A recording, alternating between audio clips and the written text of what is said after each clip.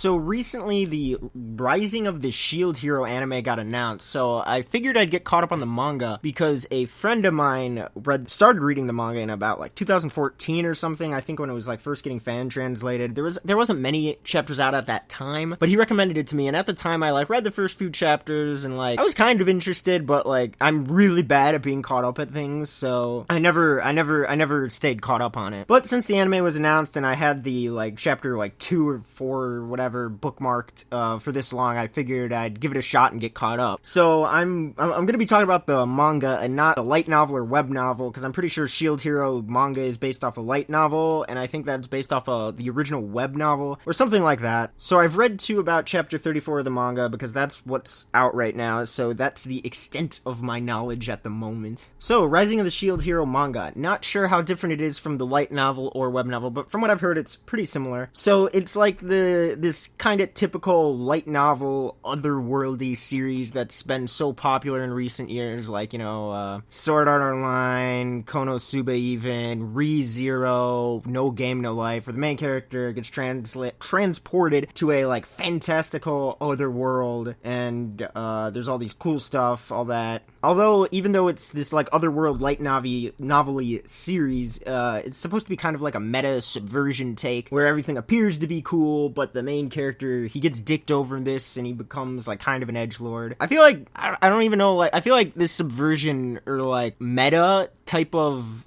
like, it's almost become a trope in itself, because it's like trying to defy like the tropes, like, oh, cool otherworld, harem, yeah, fun, cool powers, right? But then it turns out it's not so cool, and you know, it's not all fun and games. But I feel like that's like everything recently, or like a lot of stuff. So like I don't even know if it's meta at this point. It's really like, it's not a knock on the series, it's just a thought. I feel like people have talked about it a lot. So our main dude now, Fumi, nobody likes him at first, really, because he's like a shield hero. It's not really explained till later, but it's kind of implied that because he's the shield hero, he's a lesser hero. It's not a real weapon. And then in addition to that, some girl who turns out to be the princess later, which once again is also weird that that's not explained at first. It's weird that even a princess teamed up with him, but she accuses him of like raping her, and then nobody likes him at all because of that, because everyone just believes her. And then now Fumi goes like total edgelord, you know, he's got the bags under his eyes. Even though he was like, it was like supposed to be like a shift in his personality, I feel like he didn't really change, and I feel like the town around him didn't change, at least for like too long, because it becomes like increasingly apparent as the story goes on that like only the king and the princess are like really dicks, and everyone else is like kind of a normal person. So like I feel like everyone else kind of believed Naofumi. They're like, well, he doesn't seem like a dick. So the consequences never felt like too much, especially because he starts doing like good deeds, even though he's an outcast, and the people who knows he does good deeds know he's a good person. So I feel like the consequences, they weren't like super there for that. And aside from his like mental state, he was like pretty fucked up about it. But even though he was pretty fucked up about it, his personality, I feel like never really changed, even before and after like he got like everyone like realized that he didn't rape the girl, which happens later in the series. He's always just kind of like a grumpy kind of guy, but he's nice at his core. He likes helping people out, and this is even the case when he's like in his edgelord state. It didn't really change his character too much, except for it's like implied that he doesn't enjoy life in the fantasy world, which is fine. That's kind of cool. It was shown by like him eating the fruit or the food or whatever, and he's like, this tastes awful. And then after like Raftalia, he becomes good friends with her and he develops a bond with her, which is like the raccoon girl. He learns to enjoy life again, which is fine. Even though it didn't like feel like there was like an apparent character change before and after, at least to me, I feel like he always acted kind of the same way, even though he did have the bags under his eyes or whatever. I guess he was like a little less grumpy, but he's still kind of like a dick to everyone because he's like still super salty about the situation or whatever. But the enjoying life thing was kind of a nice touch. I felt like not everything has to be about like super character progression or development or whatever. I just kind of wish the enjoying life thing was shown a little more. It was shown with like the food, because I think that's kind of a cool message. You gotta, even though things are bad and everything's going wrong, you gotta enjoy life sometimes, even though it sucks. You gotta make the most out of what you have. I think that's kind of a cool message. I don't know how many things do that. Like, usually it's a little different. So that was neat, but I wish they showed it a little more. It was shown, like I said, with the food, but I feel like they could have done like more things like afterwards, because besides the food thing and him losing the bags under his eyes, they don't really go over it much more. It would have been cool to see more with it. So after now Fumi, the next main character is Raftalia, who's this little demi-fiend raccoon girl. Nobody really wants to team up with him at first, at least amongst because the knights are like all like sheeple or whatever to the princess and the king. So none of the guys who know how to fight, which later changes, I just remembered, because people asked to team up with him later, like some generic knight guys. But that's, I guess, when his good deeds are more well known. But so he needs like someone to fight for him, because he's just got a fucking shield. And so he gets Raftalia, who's this cute little raccoon girl, and he picks her out because he doesn't have like much money, he doesn't have anything, and she was kind of like troubled, and he's like, because he's kind of a nice person deep down, even though he goes through like this bad stuff. So he picked her out and from this slave dealer, and, raised her to be a really cool fighter. And this was probably my favorite part of the series. Like, I think this like whole little Raftalia arc ends at around like chapter 9 or something. So like these first like 8 chapters were probably my favorite part of the series, because I liked how focused it was. It was like it wasn't too big or grand. It was just like, all right, I'm being shunned. Now I got this slave. I got to build her up, and this wave, because there's these waves of like demons or whatever. It's not, once again, it's not really explained for a while. I don't even know if it's explained. This year, I'll talk about that later. This series does that a lot, though. It likes to introduce things and not explain it for forever, which kind of, I kind of didn't like it. That aspect, I kind of wish they would explain things more up front, or at least sooner than they did. But yeah, it was really cool. It was like this really like intimate pairing between him and this little girl, this little raccoon girl, because he's damaged, she's damaged. Sure, like, it gets kind of edgy. He's like, oh, fuck everything. And, she's got her like super traumatic past. She lost her parents. She was a slave for a while, so she's all kinds of fucked up. So they're both like really fucked up, but it was cool seeing them like, they're like, oh, I need to, like her, she's like, well, this guy's pretty cool, so even though, because she's like got like PTSD or whatever, and she's like super traumatized, she needs to fight because she wants to help him, and she makes it so no other little demi humans will become like her. So that was kind of cool. I like that whole part. The really focused relationship building between the two of them. I really liked seeing it build up between the two of them, because I feel like even though there's like a lot of like relationships in like mangas or anime or whatever, I feel like it's like them like doing a thing, you know what I mean? Like it's like two characters and then they like go do the thing in the story. I know this is a really vague notion here, but they weren't doing the thing in the story yet. It was just like a few 4 or 5 chapters just focused on grinding the relationship between the two of them up, and it wasn't even like like romance or anything, but it was really cool. I may be spending too much time on this since this video isn't scripted. I don't even know how much I'm saying about this, but it was cool. It was probably my favorite part of the series, even though it did get a little edgy. But after like chapter 9, I feel like it kind of lose that focus it had. It had like this, like, it wasn't the best thing ever, obviously, but it was all right. It was cool enough. It was enjoyable. I liked it. But after like about chapter 9 or whatever, when Raftalia like grows up because she's a demi-human, and then her level increases, and then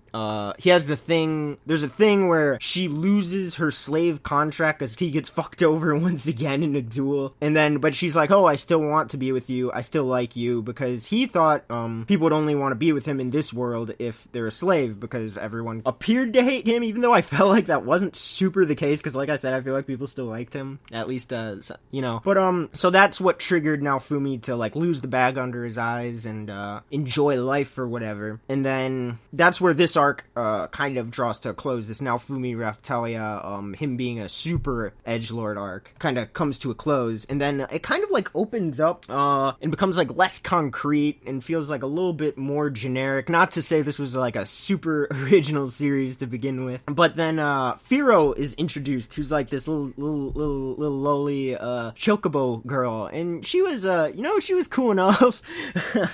She doesn't really have that much character, but she's like a newborn like little like chocobo egg. They're not actually called chocobos, but I'm gonna call them chocobos because they look exactly like chocobos from Final Fantasy. She didn't really have much character, but that didn't bug me too much. She's like a little, like I said, she's a little newborn chick, and she's just kind of like the fun little character. She likes Fumi because she thinks of him as her father, because he's the one who raised her after she hatched. And there's like this weird thing now. Fumi like even though like, because Raphtalia, like, she still kind of has the mind of a child, but she's still kind of mature, and she grows up due to demi-humans, like if their level increases, they like their bodies become bigger to like compensate or something like that. So like he obviously wants to fuck Raphtalia because she helped him a lot and she looks good and all that stuff, but he kind of like treats her and Fearow as like her his like daughters. That's what he calls them. Even though the whole it doesn't seem like Fearow really wants to fuck him, which is fine because the loli stuff's always weird, but the relationship between them's like, it's standard. Doesn't, Fearow's not much of a character, but whatever. She gets some stuff later, but it's not a whole lot. But another reason after this opened up,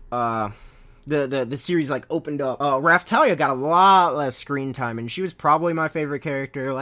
She wasn't the not the best character like in anime or whatever, but she was like cool enough with her like slave backstory and her relationship with Fumi. But she was kind of sidelined to that happens in anime and manga all the time, where like new characters are being introduced, so the older ones are sidelined. But that happened too, and I feel like I mentioned, the daughter thing between her and Fumi, their relationship didn't really progress that much either after like around chapter 9 or whatever. There was like one point after Fearow was introduced, and she's like she was kind of trying to like ask him if he liked her, and he's like, yes, you're the only one who helped me in this world, blah blah blah, you're really cool and I really care for you. And then she's like, oh fuck yeah, I'm in there, I'm in there. And then Fumi just goes like, as a daughter, and then she's like, oh fuck.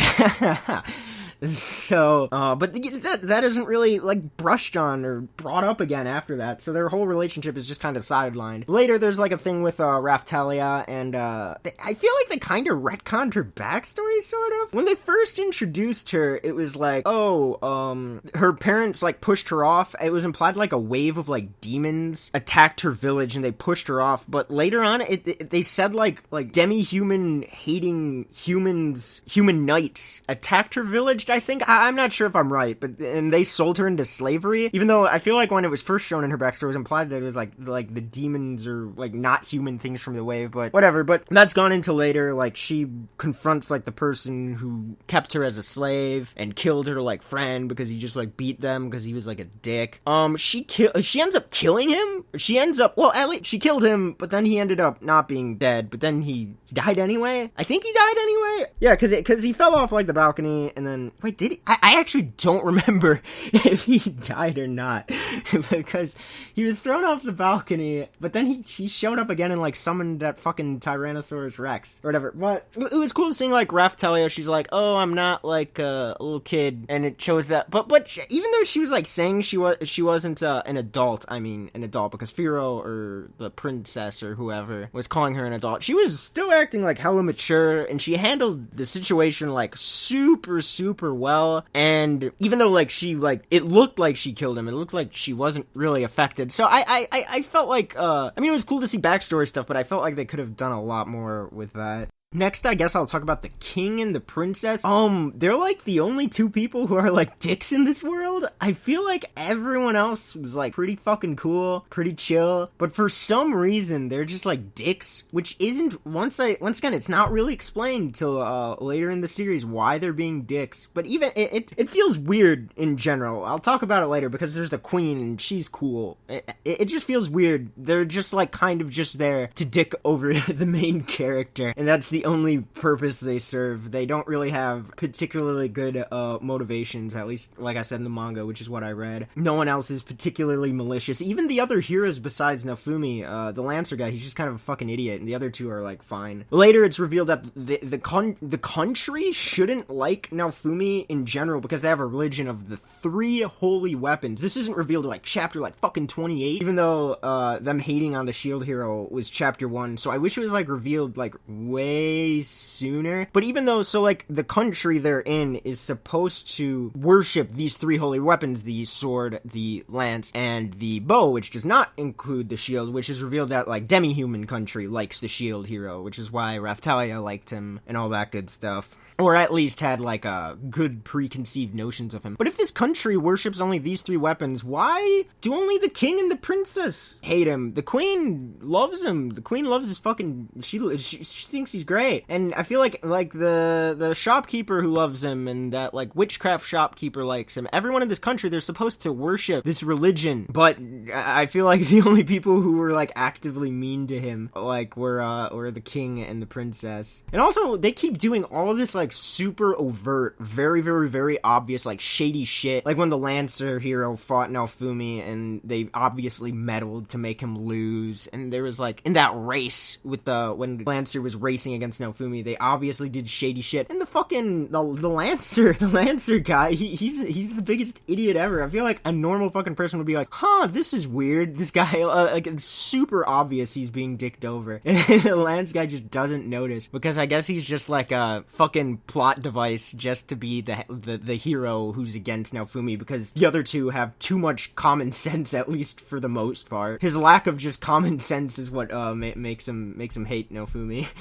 After that, Melty is introduced, who is the other, princess of this kingdom. The first princess is the girl, like I mentioned earlier. I should have covered that. She joined up with Nalfumi in this party, and then she accused him of raping her so she could get all his money and all his gear and fuck him over, and she hates him because he's the shield hero because of their religion. But then there's a second princess who's introduced, but it's weird that they didn't introduce the princess thing about that first girl. I can't remember her name. Mine, I think it was. Yeah, I think it was Mine, maybe. They didn't mention her being a princess for like 10 chapters after she was introduced, which is once again weird how they don't explain things off the bat, or at least soon they just present things that kind of like pose a question, even though I feel like they shouldn't. It's weird that a princess would be able to join up with him in a party fighting demons in the first place. I don't know how that works. Her Mine being a princess, honestly, it kind of felt like an afterthought just to give her like more power. But then Mine, the first prince, the older princess, joins up with the Lance guy so they can just, be ignorant. But then the second princess, who's like a little girl, her name is Melty, I think, and she was kind of funny. Unlike her relatives, she was pretty cool. And it was funny that she constantly, like, unlike the king and the first princess, she tried to be nice to the shield hero, and like she'd always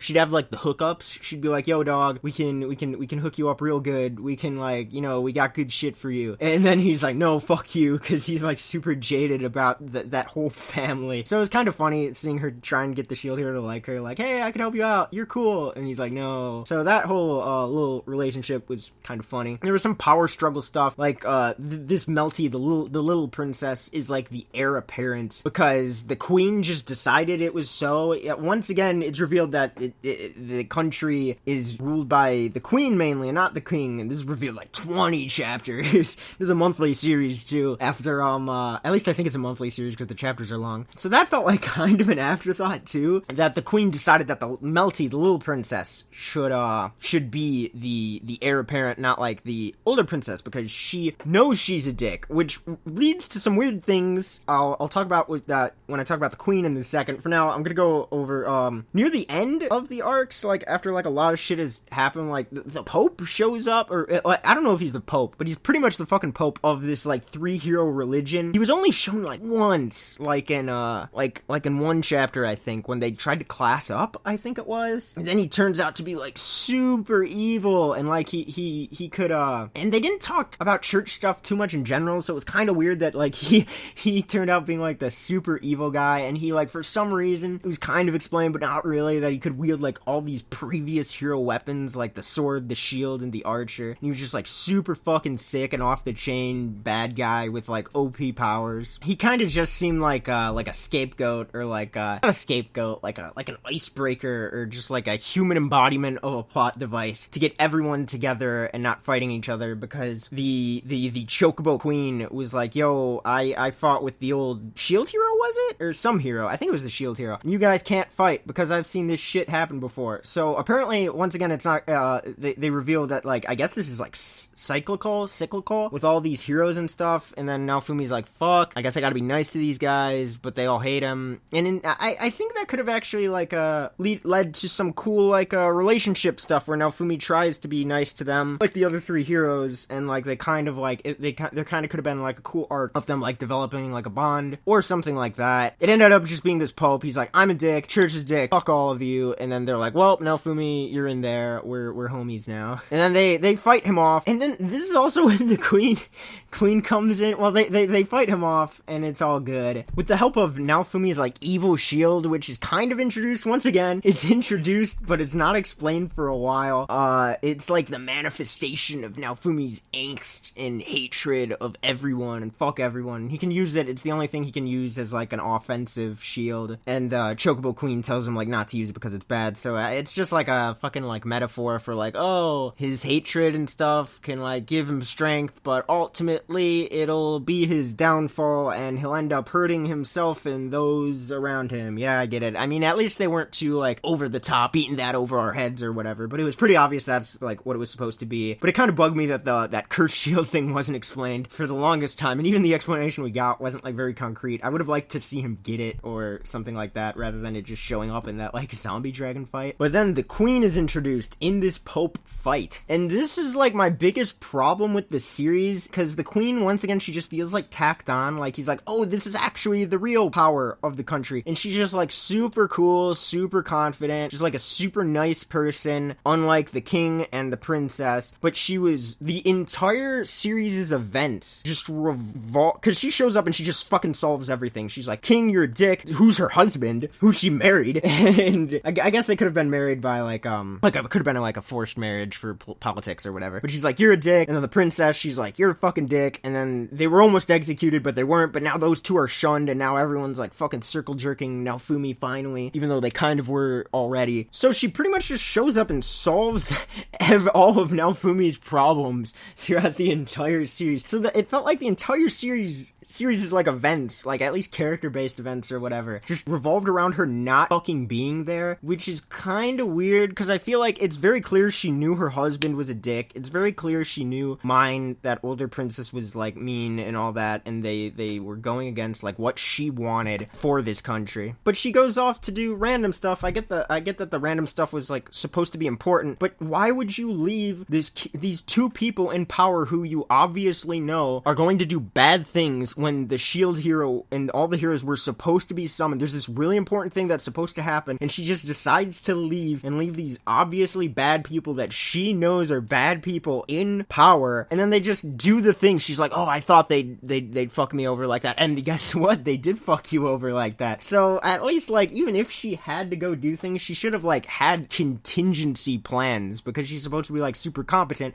But I guess if she had contingency plans, the series wouldn't have happened, or at least we wouldn't have had the premise that we had. So at this point in the story, everything's, like, all good for the most part. The only thing left is, like, the heroes getting along more, and they're gonna go to some island to train, and I guess probably further their relationship and really actually get along. But the character stuff is, like, I don't know, the stuff like that the series, because it's about, like, beating these waves and saving the thing, but I feel like that was more so, it's always been, like, in the background, right? And, like, the whole thing was with Fumi being shunned, even though he wasn't really super shunned, and I felt like everything was, like, more so the backdrop of the series for, like, what they tried to present as, like, this character thing, and now that stuff's, like, kind of all over now. So I don't really, I don't know how this series is gonna progress. It feels weird. The queen just showed up and solved everything, and I guess all that's left is, like, battle manga stuff, and I don't know, it feels like there isn't much, because it doesn't feel like there's a whole lot of, like, character stuff left to me. It's kind of weird. It feels like this stuff happened really really fast and it was really abrupt. And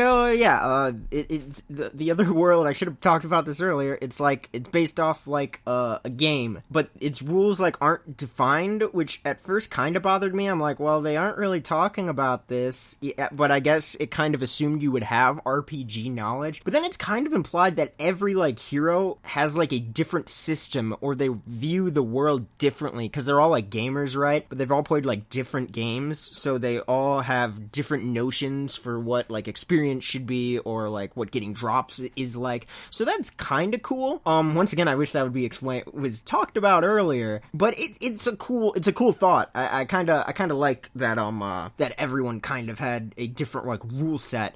I feel like they could do something really interesting with that there. Like, everyone could have, like, cool different stuff, but it hasn't really presented anything like that. Maybe it will later, but hey, it has potential. It has potential. But that, that was probably just once again, that was probably my biggest problem with this series. This series just had this habit of introducing things like their religions, or like the curse shield, or like the apparitions, and like the hourglass countdown. Is that still not explained? Like all the things I've talked about in this video, like the princess and the queen, it had a habit of like introducing stuff, and then it just didn't explain it for the longest time, which could be cool if it's like a mystery maybe, or but like I feel like a lot of the time it was just like it would be like it felt like poor writing, or I mean, I'm criticizing like a light novel here. It's not supposed to be like the epitome of writing, but it always felt like whenever they explained it, sometimes it was nice, but a lot of the time it felt like a little tacked on, like the whole religion thing. But there are also these cool 0.5 chapters in between, and they're always like really neat, like little character things, mainly Raftalia stuff. I felt like they should have been main chapters. I don't know if they're ran in the magazine or if they're included with manga volumes or whatever, but they're always pretty cool. They showed like more Raftalia backstory in that, and there was like this cute little thing of like Raftalia getting a bracelet. I like that stuff. I kind of wished this series, maybe it's just my taste, but I kind of wished after chapter 9 it didn't like take this like broad fantasy direction where he kind of got like a little harem with weird lowly harem, right? With all these little girls, Melty and Fearow, and Raftalia, who's technically still a kid. I kind of wished it like had like these 0.5 chapters were cool. I kind of wish it stayed more of like this more character, like a smaller slice of, not quite slice of lifey, but like a more character based story, which I kind of felt like it was originally set up to be. At least it seemed like that. It was kind of doing that stuff with Raftalia and no Fumi, but then it kind of it felt like it dropped all that stuff. I've heard people say that like it gets better later, and the beginning is the boring part, but I really felt the opposite. I mean, I didn't absolutely love the beginning or anything, but it was by far the most interesting part to me with him and Raftalia's relationship. It was pretty cool, and all the stuff later, I kind of, as the series kept going and going, I kept getting like more like bored, and I kept scratching my head as like some of this stuff got introduced. I don't know if it's just how I feel, but like I said, a lot of that stuff felt really weird. So I guess that's it. This is my first time doing a real rambly video. I probably should have scripted this, because I don't know how this turned out at all. But I guess if you got to the end, let me know how you felt about the Rising of the Shield Hero. I sure thought it was I don't want to be mean to anyone who super likes it, but it was like whatever. It was like kind of like middle of the roady. When it began, it kind of felt like a middle of the road, somewhat generic otherworld light novel series with the potential. I felt like it had the potential to do interesting stuff, like with him being shunned and Raftalia, and she's like a slave, and that I felt like slave stuff. Maybe it'll be expanded upon later. There's the whole Demi-Fin country. I felt like there's a lot of potential to do a lot of neat things, but like with the game too, like with the fantasy world they're in being based off a game, I felt like there was a lot of cool aspects of this show. Like, I liked Raftalia a lot. Her design's pretty cute too. But I feel like the more it went on, the more I just kept losing interest, and like, it's not over. Maybe I'll keep caught up just to talk to my friend about it, but overall, I don't know. I it's not over, so I don't want to give it a score, but I think overall I wasn't super into it, even though I read it all. But yeah, please don't hate me if you really liked it. Thank you for watching this. Maybe I'll do another rambly type video some other time, or maybe I'll just write a script again, because I feel like the time it took to record this probably would have been the time it would take to make a script. And that's it. I'll see you next time, because I don't know how to end this video. See ya!